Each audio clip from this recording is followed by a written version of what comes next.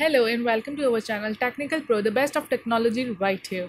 Here in this video, I'm going to show you how you can make a video for your YouTube channel by using Canva website. So here I am on canva.com and I'm going to create a design and search for the YouTube video. I'm going to select YouTube video and it will redirect me to the new tab. You can use the templates available in Canva for your YouTube video, but here I'm going to upload 3 different videos and I'm going to combine this video in a single video. So here I have imported my first video and I set this video as a background.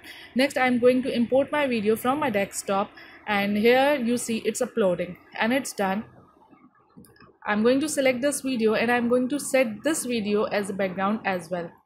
And I'm going to do the same for my third video as well, which is basically the outro of my video. So you see these are 3 different videos and I have placed all these videos in one video for Canva. And here I have imported my logo for Drama Queen because this video I'm making for the YouTube channel of Drama Queen. Now I'm going to search for the subscribe button and I'm going to place it in the bottom. Okay. So you see you can make this video as well by using Canva by combining different images or videos. It's quite easy in Canva. And now I'm going to add some transition. The circle wipe transition is my most favorite in Canva.